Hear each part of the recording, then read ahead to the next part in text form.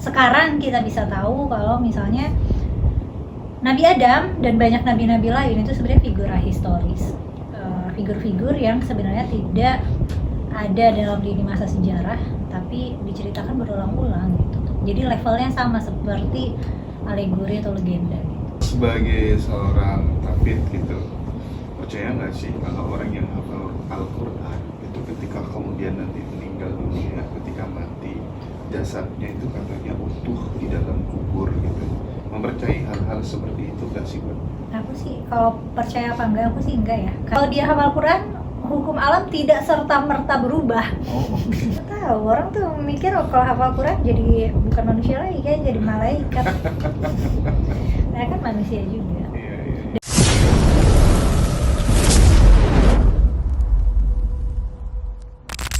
Tapi yang berhasil ngumpulin pengikut. Oh gitu ya. Sekarang kan orang yang dapat aliran-aliran petunjuk apa-apa wahyu itu kan juga banyak juga gitu. Ya mekanismenya kan hampir sama ketika kemudian dia bisa punya pengikut yang banyak gitu. Iya. Cuman sekarang tuh agak susah kalau orang mengaku nabi atau mengaku sebagai utusan Tuhan, karena biasanya kalau di Indonesia nasibnya kalau nggak masuk penjara masuk RSJ. Oh iya, betul sih. Dua itu. Mungkin nabi-nabi kita kalau misalnya ada di zaman sekarang juga nasibnya gitu kan. Ada yang ngelaporin. Iya, ada yang lapor. Kalau dulu kan masih tribal, masih suku-sukuan dan nggak ada pengadilan formal, jadi tidak ada yang mengadili itu secara formal. Ya paling dieksekusi mati kayak kompetitor Nabi Muhammad Musailamah Al-Kadzab itu kan dibunuh. Padahal pengikutnya waktu itu sempat lebih banyak dari Nabi Muhammad. Oke, kalau dalam informasi yang ada di Al-Quran, karena Mbak Mila kan seorang tahfidz Quran gitu ya, ada nggak sih informasi sebenarnya siapa sih ibunya Nabi Adam itu kira-kira gitu, atau Quran menjelaskan tentang Adam itu sesungguhnya gimana gitu, proses penciptaannya ada apa enggak gitu? Kalau di Quran ya Nabi Adam diciptakan dari tanah, ditiupkan ruh, tinggal di surga. Gak punya ibu? Dipinalti terus dipinalti? Ya dipinalti karena melanggar itu loh, dipinalti jadinya karena turun ke bumi. Terus turun ke bumi. Tapi kan itu aku akan bilang itu mitologi penciptaan manusia ya. Karena kan sekarang kita bisa tahu kalau misalnya Nabi Adam dan banyak nabi-nabi lain itu sebenarnya figur ahistoris, figur-figur yang sebenarnya tidak ada dalam lini masa sejarah tapi diceritakan berulang-ulang gitu. Jadi levelnya sama seperti alegori atau legenda gitu.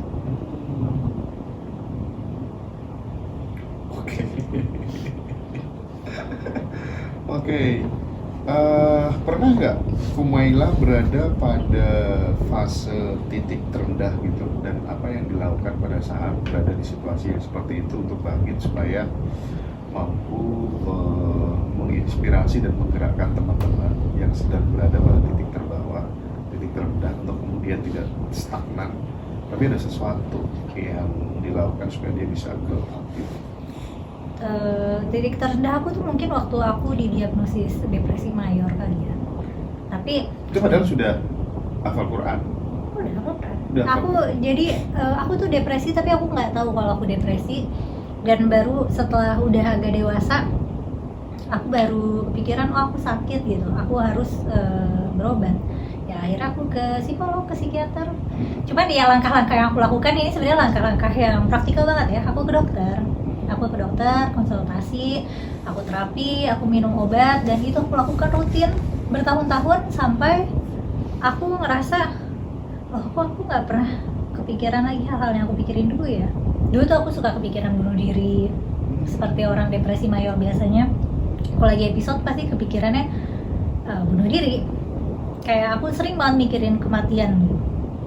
Nah terus aku rajin terapi, disiplin minum obat sampai hari itu datang, sampai hari dimana udah nggak ada pikiran kayak waktu aku masih depresi. Ya udah, terus aku nggak datang kontrol lagi, aku menganggap diri aku udah sembuh, dan aku jadi oh iya ini tuh penyakit dan itu bisa disembuhkan. Maksudnya aku jadi ngerasa depresi aku tuh penyakit klinis, bukan karena kira aku tuh sedih permanen kan, tapi bukan sedih ya, depresi sama sedih tuh beda, dan aku baru bisa bedain sekarang gitu. Ketika aku lagi sedih ya udah sedih, cuman depresi tuh kayak bentuk kesedihan yang ganjil dan dia kayak nempel terus. Nah aku udah nggak ngerasain itu lagi, dan aku jadi bisa paham kenapa orang sulit berempati sama orang yang depresi, karena mereka nggak bisa ngebayangin rasanya ada manusia hidup dan baik-baik aja gitu ya. Maksudnya aku secara keseluruhan mungkin hidup aku kalau dari luar gitu orang bisa lihat aku baik-baik aja gitu, tapi nggak apa-apa mati gitu. Nah setelah udah sembuh ya aku jadi lebih jadi tertarik banget mempelajari hal-hal yang berkaitan dengan otak manusia gitu. Kenapa manusia berperasaan kayak gini, kenapa manusia punya kecenderungan berpikir kayak gini gitu, kenapa dalam kondisi-kondisi tertentu manusia kayak gini, kayak gitu, hal-hal kayak gitu sih. Aku jadi tertarik banget sama otak manusia gara-gara aku pernah depresi itu, karena aku ngerasa kayak otak aku tuh kayak dibajak, kayak aku tidak punya kuasa atas perasaan dan pikiran aku sendiri, kayak berkabut terus. Kalau lagi episode kayak tahu-tahu kepala aku tidak bisa berhenti memikirkan skenario bunuh diri gitu. Ya udah, tapi sekarang udah. Kapan ya terakhir aku minum obat dalam menjelang COVID lah. Itu terakhir aku 2020-an ya. Dan aku ngerasain sekarang nikmatnya bisa berpikir jernih. Karena ketika lagi depresi itu pikiran selalu berkabut, karena ada ini pikiran, ini perasaan. Memang pikiran dan perasaan itu kan saling mempengaruhi. Tapi kalau lagi depresi tuh jadi kayak perasaannya tuh menggayuti pikiran terus. Jadi pikiran yang diproduksi dengan perasaan yang kayak gitu, apalagi depresi permanen. Maksudnya aku kan depresi mayor ya, jadi aku ngerasa down terus-terusan. Pikiran-pikirannya jelek, pikiran-pikiran tentang diri aku jelek. Jadi aku tuh punya self concept yang jelek banget gitu. Aku merasa jelek, aku merasa bodoh, aku merasa tidak berharga, hal-hal yang kayak gitu. Sekarang mah enggak, aku cantik. Cantik, cerdas gitu ya. Terus Mbak, sebagai seorang tabib gitu, percaya nggak sih kalau orang yang hafal Al-Quran itu ketika kemudian nanti meninggal dunia, ketika mati, jasadnya itu katanya utuh di dalam kubur gitu? Mempercayai hal-hal seperti itu nggak sih Mbak? Aku sih kalau percaya apa enggak, aku sih enggak ya. Karena kan sebenarnya aku kan manusia ya, dengan hukum alam sebagaimana berjalan gitu. Dan penghafal Quran lain juga kan manusia. Tidak, kalau dia hafal Quran, hukum alam tidak serta-merta berubah. Manusia ya, kalau dia manusia ya dia akan membusuk juga nanti ketika sudah kenapa ada ide cerita seperti itu tuh sebenarnya motivasinya untuk apa? Nggak tahu, orang tuh mikir kalau hafal Quran jadi bukan manusia lagi, kayak jadi malaikat. Nah kan manusia juga. Dan menurut aku itu aku nggak tahu sih ya, ini waktu itu abang aku tuh sempat warning kayak karena banyak banyak serangan kebencian dan kemarahan itu datang dari lembaga-lembaga tahfidz kan, guru-guru ngaji dan lembaga-lembaga tahfidz itu pada marah kamu sampai sekarang. Nah terus abang aku sempat nge-warning Mel ketika aku mengkritisi pendidikan berbasis hafalan, aku mengkritisi hafal Quran gitu. Yang terserang tuh industri loh. Terus apalagi kan sekarang lagi tren banget. Benar. Semua anak-anak tuh harus hafal Quran. Iya, industri itu ya. Aku tuh setiap kali ada temen atau temen deh, biasanya teman atau saudara gitu nanya gimana caranya hafal Quran, pasti pertama aku tanya dulu buat apa kamu hafal Quran gitu. Soalnya di pengamatan aku jadi sadar kalau aku bisa hafal Quran ya karena bakat aja. Karena kebetulan aku bukan cuma hafal Quran, aku hafal, tau nggak sih kitab-kitab kecil tuh, apa sih kitab nahwu yang kecil? yang biasa di pondok-pondok tuh yang al-kalamu wal lafzul murakkabul mufid. Aku hafal banyak hal waktu kecil. gitu ya. Waktu kecil terutama ya. Aku juga hafal kamus bahasa Inggris. Aku tuh pemain Scrabble. Scrabble tuh kayak catur, cuman pakai kosakata. Aku tuh menghafal kosakata bahasa Inggris. Jadi kayak aku ngerasa menghafal itu bakat aku, dan aku ngerasa nggak adil jika aku mendapatkan reward yang prekursornya adalah bakat aku gitu. Sedangkan jika Tuhan menciptakan, Tuhan menciptakan teman-temanku ikan renang ya biasa lah ya, renang biasa lah ya, dan monyet manjat pohon biasa gitu ya. Betul. Jadi kayak lo berarti ini kan nggak, aku ngerasa itu nggak adil. Itu cuma karena ibuku hafal Quran, ya mungkin secara genetik aku mewariskan bakat menghafal itu. Oke, sebentar. Ibu kan hafal Al-Quran dengan apa tuh namanya, preferensi atau pilihan hidup sikap yang diambil Mbak Kumaila seperti saat ini, gimana responnya ibu, gimana? Ya nggak setuju lah. Oh, nggak setuju ya? Kata keluarga aku ya orang tua tuh nggak setuju. Cuman karena mereka kenal aku, paham aku, jadi ya udah. Oke, sekarang gini. Karena aku pasti cengengesan juga kalau dinasehatin. Gimana sih caranya gitu ya, ketika kemudian kita berbeda pandangan sama orang tua, itu kan bukan persoalan yang mudah gitu bagi seorang anak. Begitu pula seorang ibu kepada anaknya ketika berhadapan dengan anak yang ngeyel dan lain sebagainya gitu ya. Nah, ini sikap dan cara pandang yang tepat supaya kita juga bisa tetap enjoy menjalani hidup itu gimana menurut Mbak Mila gitu. Kasusnya tentu tidak hanya soal kasusnya Mbak Mila seperti ini bisa digeneralisir ya. Betul. Aku juga dapat banyak curhatan dari ibu tentang mereka merasa anak-anaknya itu jadi seperti aku. Cara berpikirnya dan gimana cara mengkomunikasikannya. Ibu-ibu ini pengen anak-anaknya misalnya rajin baca Quran, rajin sholat gitu. Tapi mereka cara berpikirnya udah beda.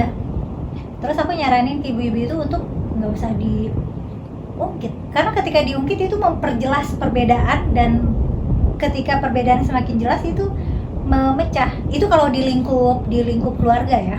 Tapi kalau di lingkup misalnya akademik atau misalnya kayak aku konten kreator, menurut aku itu hal yang perlu dibahas.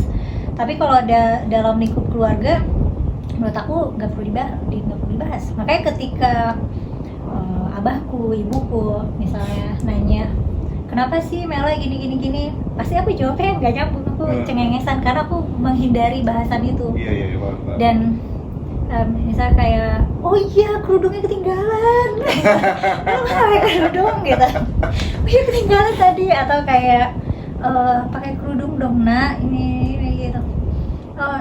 Ya udah, terus misalnya aku bercanda ngambil pakai hordeng atau apa gitu. Cuma aku berusaha supaya suasana di rumah tuh tidak tegang, karena kan itu perbedaan yang bisa berpotensi bikin tegang kan. Dan aku juga gak mau memperjauh, gak mau meretakkan hubungan aku sama orang tua aku gitu.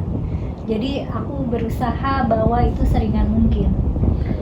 Pernah sih ada diskusi sama bapakku, kebetulan abahku itu juga kayak akademisi studi Islam. Terus ada obrolan serius pernah. Tapi ya di akhirnya dia sepakat untuk iniin aku, maksudnya untuk ya udah. Pertanyaannya itu spesifik lagi, kayak Mela kamu itu marah sama aku buka kerudung, pertanyaan gini, Mela apakah kamu marah sama Abah atau kamu marah sama Tuhan?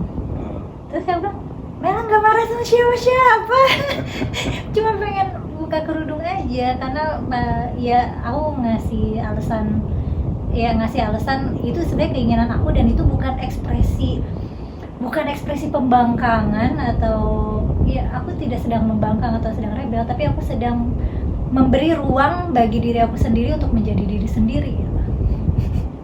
ya pada akhirnya ya nerima aja sih.